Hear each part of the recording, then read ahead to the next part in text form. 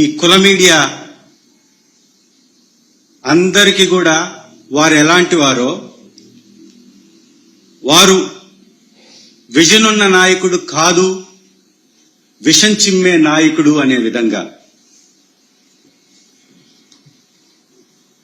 వారు అస్సలు రాజ్యాంగబద్ధంగా ముఖ్యమంత్రిగా ఎన్నికయ్యాము అనేటటువంటి ఒక స్పృహను మరచి బరి తెగించినట్టుగా బాధ్యతారాహిత్యంగా వారు రాజ్యాంగ నాయకుడిగా కాకుండా రాజకీయ నాయకుడిగా ఆ వ్యాఖ్యలు చేశారా అని అనిపించే విధంగా వారి వ్యాఖ్యలు ఉన్నాయి.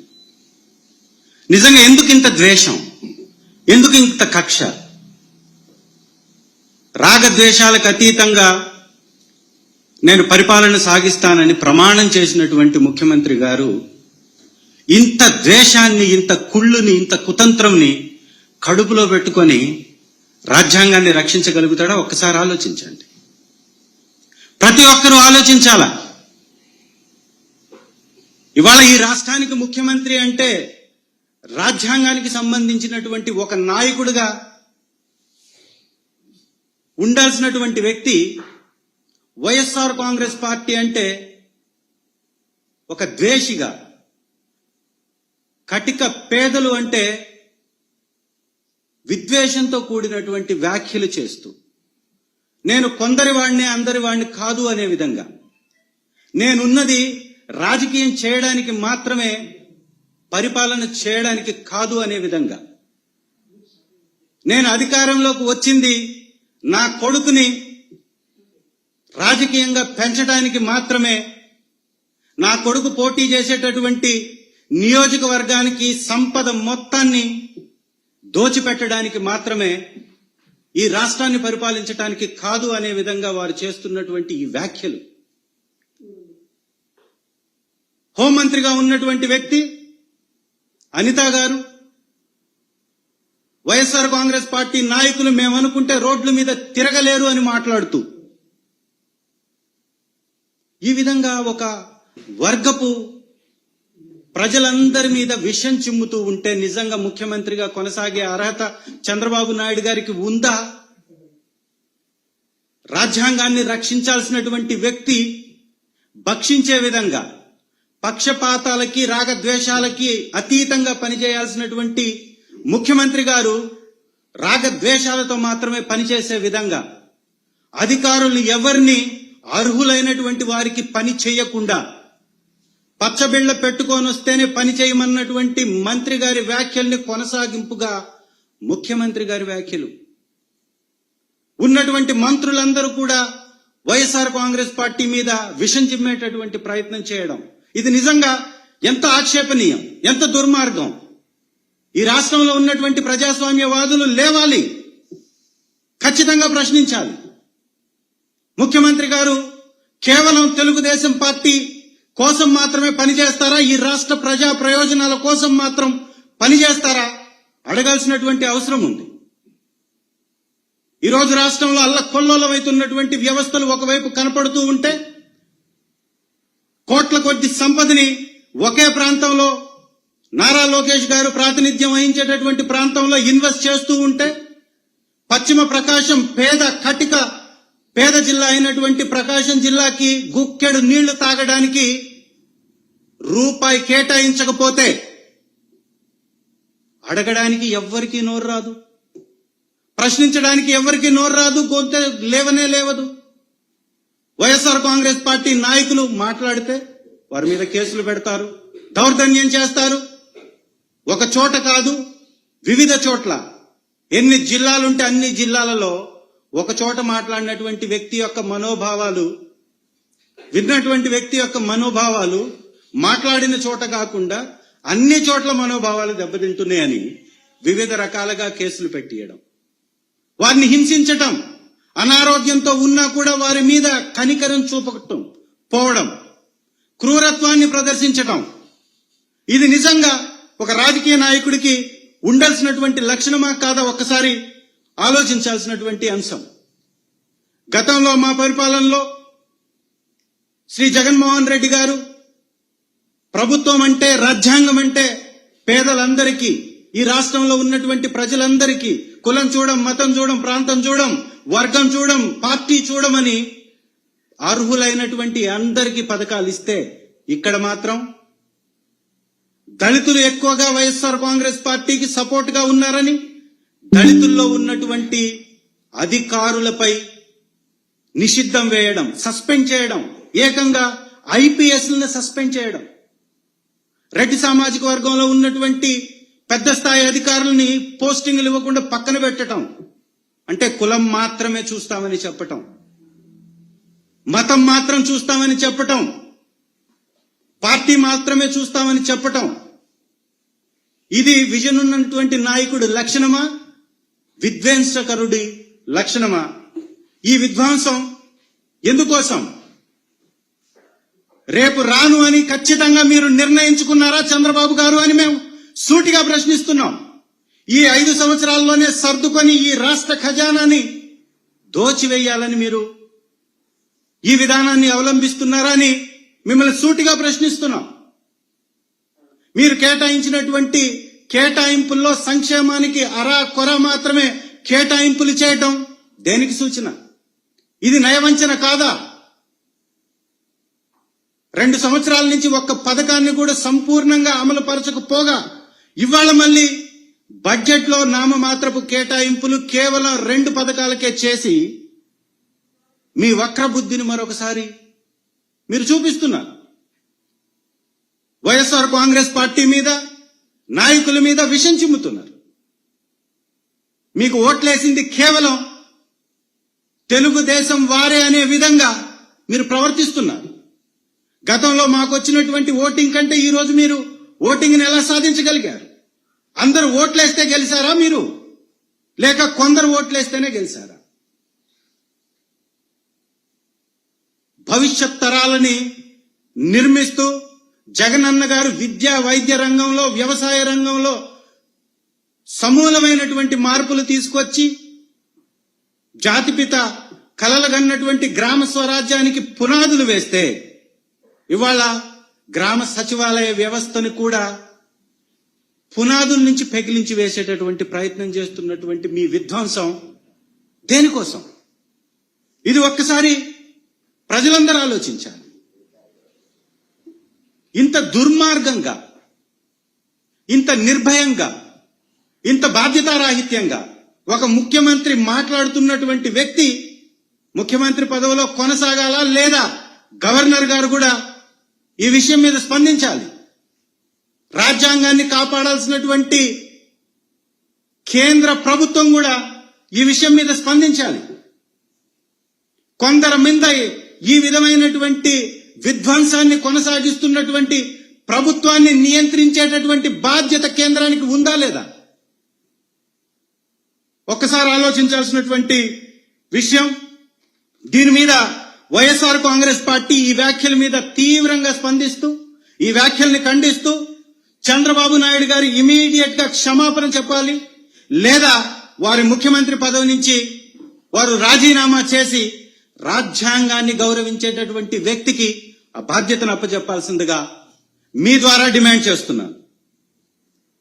ఈ రాజ్యాంగాన్ని కాపాడుతాను, నేను ఉన్నాను అని చెప్పినటువంటి పవన్ కళ్యాణ్ గారు తీర్థయాత్రల పేరుతోటి టైంపాస్ చేస్తూ ఉంటే, ఒక పార్టీ కోసం మాత్రమే మీరందరూ కూడా కలిసి కట్టుకొని ప్రజలపై విద్వేషాన్ని చిమ్ముతూ ఉంటే, దీన్ని ఖండించాల్సినటువంటి కేంద్ర వ్యవస్థలు, రాజ్యాంగబద్ధమైనటువంటి పదవుల్లో ఉన్నటువంటి వ్యక్తులు స్పందించకపోతే రాష్ట్రపతి పాలన వైపున ఈ రాష్ట్రం అడుగులు వేస్తూ ముందుకు పోతుంది.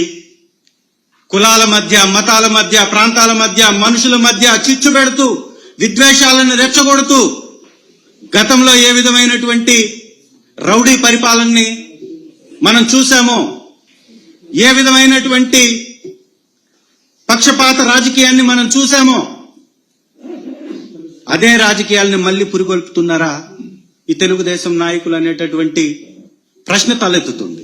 దీని మీద ఖచ్చితంగా కూడా గవర్నర్ గారు స్పందించాల్సినటువంటి అవసరం ఉంది. ప్రజాహితం కోరకుండా ప్రజాస్వామ్య స్ఫూర్తికి విరుద్ధంగా చంద్రబాబు నాయుడు గారు వ్యాఖ్యలు చేయడం తగదు అని మరొకసారి మీకు వివరిస్తూ, పశ్చిమ ప్రకాశం జిల్లా నిజంగా ఈ బడ్జెట్ కేటాయింపుల్లో కూడా ఒక్కసారి మనం గాని చూస్తే 3,20,000 కోట్ల రూపాయల బడ్జెట్ లో వెనకబడిన ప్రకాశం జిల్లాకి కేటాయించింది ఎంత?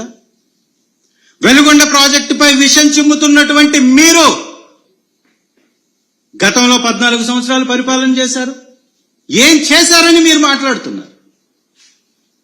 ఇవాళ వెలుగొండ ప్రాజెక్టు మీద మీరు మాట్లాడేటటువంటి నైతిక హక్కు మీకుందా అని అడుగుతున్న కూటమి నేతలకి, ఈ ప్రభుత్వంలోని పెద్దలకి, మంత్రులకి. వైఎస్ఆర్ కాంగ్రెస్ పార్టీ కరోనా ఉన్నా కూడా 2 సంవత్సరాలు తీసేసినా కూడా మిగిలిన 3 సంవత్సరాల్లో 37 కిలోమీటర్ల టన్నల్ పనుల్లో మీరు కంప్లీట్ చేసినటువంటి 6.5 కిలోమీటర్ కాకుండా తెలుగుదేశం కంప్లీట్ చేసినటువంటి పని ఉందా? ఈ 14 సంవత్సరాల్లో వెలుగొండకి మీరు వెచ్చించినటువంటి మొత్తం ఎంత చెప్పే దమ్ముందా మీకు? ఆ రోజు దివంగత మహానేత వైఎస్ రాజశేఖర రెడ్డి గారు 11 కిలోమీటర్లు టన్నల్స్ కంప్లీట్ చేస్తే 2014 నుంచి 19 వరకు అధికారంలో ఉన్నటువంటి మీరు పశ్చిమ ప్రకాశాన్ని దగా చేశారు. వెలుగొండని నిలువున ముంచేశారు. మళ్ళా సిగ్గు లేకుండా ఈరోజు కేటాయింపులు చేయకుండా సమర్థించుకుంటారా? మీరు ఈరోజు కేటాయించినటువంటి 309 కోట్ల రూపాయలతోటి R&R ప్యాకేజ్ కంప్లీట్ చేయగలుగుతారా? మీరు ఎలక్షన్స్ కి ముందు మీరు హామీ ఇవ్వలేదా? వెలుగొండని R&R ప్యాకేజీ ఇచ్చి నీటితో నింపుతానని మీరు మాట ఇచ్చారా లేదా? మాట్లాడితే జాతికి అంకితం చేశారు జగన్మోహన్ రెడ్డి గారు అంటారు. ఎస్, నిజం, జాతికి అంకితం చేశాం. ప్రాజెక్ట్ ని సంపూర్ణంగా కంప్లీట్ చేశాం కాబట్టి జాతికి అంకితం చేశాం. 14 సంవత్సరాల్లో మీరు చెయ్యనటువంటి పనిని జగన్మోహన్ రెడ్డి గారు చేసి చూపించారు. వెలుగొండ ప్రాజెక్ట్ టన్నల్స్ కంప్లీట్ చేశాం, స్టోరేజ్ ట్యాంక్ కంప్లీట్ చేశాం. ఉన్నటువంటిది టన్నల్లో ఉన్న మట్టిని తొలగించటం, లైనింగ్ లో ఉన్నటువంటి చిన్న చిన్న పనులు కంప్లీట్ చేయడం, R&R ప్యాకేజీని ఇవ్వడం. ప్రాజెక్ట్ కంప్లీట్ అంటే R&R ప్యాకేజ్ ఇవ్వడమా? ప్రాజెక్ట్ జాతికి అంకితం చేయడం అంటే ప్రాజెక్ట్ కంప్లీట్ చేయడం కాదా? రాని మీకు దమ్ముంటే నేను వస్తా, వెలుగొండను సందర్శిద్దాం. వైఎస్ఆర్ కాంగ్రెస్ పార్టీ ఏ పని చేసింది, ఎంత కంప్లీట్ చేసింది, ఏ విధంగా ప్రాజెక్టుని పూర్తి చేసింది, ఏ విధంగా కొన్ని వర్కులు మాత్రమే, చిన్న చిన్న వర్కులు మాత్రమే పెండింగ్ ఉంది చూద్దాం పదండి. పోయి ఇక్కడ కూర్చొని భజన చేయడం కాదు, ప్రజలపై ప్రేమ చూపాల. పశ్చిమ ప్రకాశం అంటే బాధ్యత ఉండాల. గుక్కెడు నీళ్ల కోసం గొంతెండుతున్నటువంటి పశ్చిమ ప్రకాశం అంటే ఎందుకు మీకంత చిన్న చూపు? ఎందుకు మీకంత నిర్లక్ష్యం? ఎందుకు మీకంత బాధ్యత రాహిత్యం? ఉన్నటువంటి 2 మంత్రులకి పట్టదా ఇది? లేస్తే మా ప్రభుత్వం మీద దాడి చేస్తారు. దమ్ముందా మీకు? 5 సంవత్సరాల్లో మేము చేసినటువంటి పని, 2014 నుంచి 2019 వరకు మీరు చేసిన పని 2 పక్కన పక్కన పోల్చి చూద్దామా? కేటాయింపులు మాట్లాడదామా? డిబేట్ చేద్దామా? నేను వస్తా, మీకు దమ్ముంటే రండి. ఛాలెంజ్ విసురుతున్నా నేను మాట్లాడతారు. నిమ్మల రామానాయుడు గారు మంత్రి గారు అబద్ధాలు మేము మాట్లాడుతున్నామంట. నీకు 15, నీకు 15, నీకు 18, నీకింత నాకింత అని మాట్లాడినటువంటి మీరు 9 నెలల నుంచి వరగబెట్టింది ఏమీ లేదు సార్. మంత్రి గారు గుర్తుంచుకోవాలా, దగా చేశారు, మోసం చేశారు. వెలుగొండ మీద కూడా అదే పందా మీరు కొనసాగిస్తామంటే ఒప్పుకునే ప్రసక్తే లేదు. పాదయాత్ర చేయబోతున్నాం, ప్రజలకి వివరించబోతున్నాం. ప్రాజెక్టుని కంప్లీట్ చేయకపోతే మిమ్మల్ని ఎక్కడికి ఎక్కడ నిలవరించబోతున్నాం, అడ్డుకోబోతున్నాం. ప్రభుత్వం వచ్చి కొంత సమయం ఉందని మీకు సమయం ఇస్తున్నాం. ఒక బడ్జెట్ ని చూసాం, రెండో బడ్జెట్ ని చూసాం. మొదటి బడ్జెట్ లో కేటాయించినటువంటి కేటాయింపుల్లో రూపాయి కూడా ఖర్చు పెట్టలేదనేది వాస్తవం.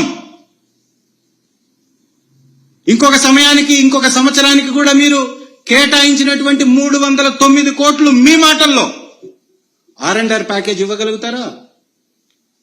ప్రాజెక్ట్ కంప్లీట్ అంటే R&R ప్యాకేజ్ మాత్రమేనా?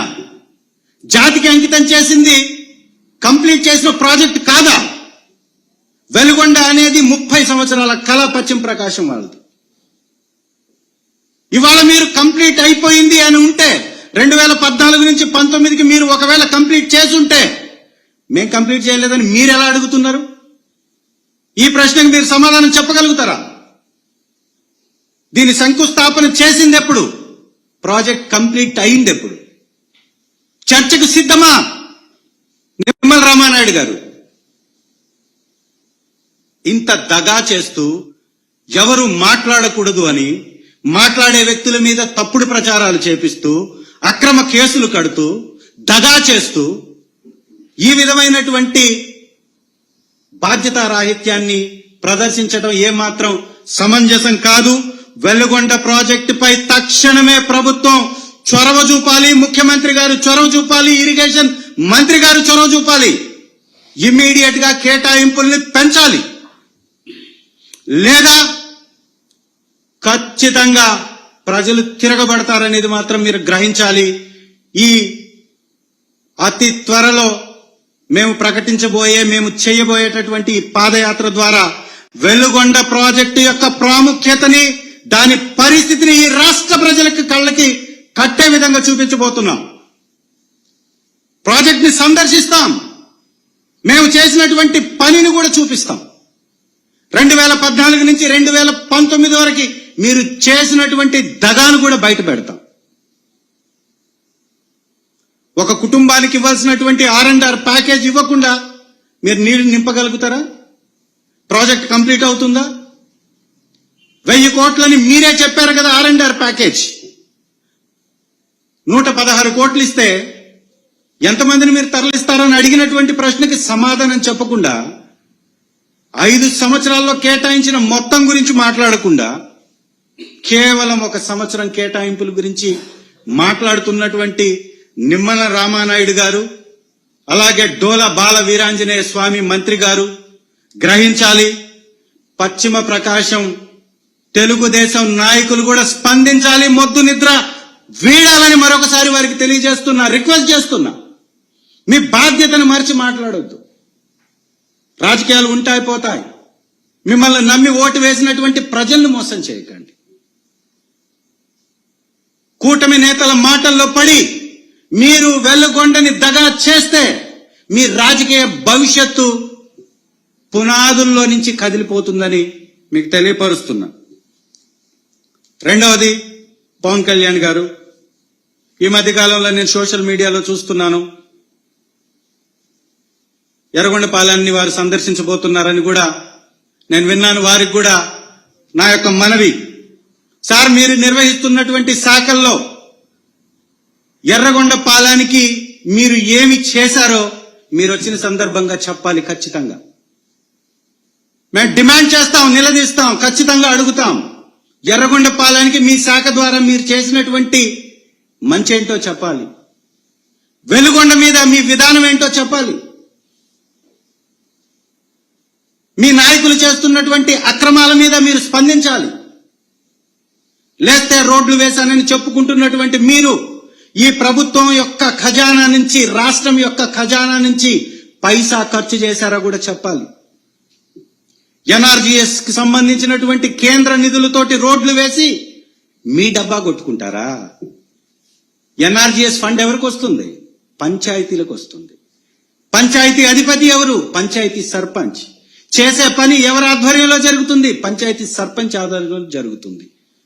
పంచాయతీ తీర్మానాలు ఉన్నాయా? పంచాయతీలు చేస్తున్నాయా ఈ పనులు?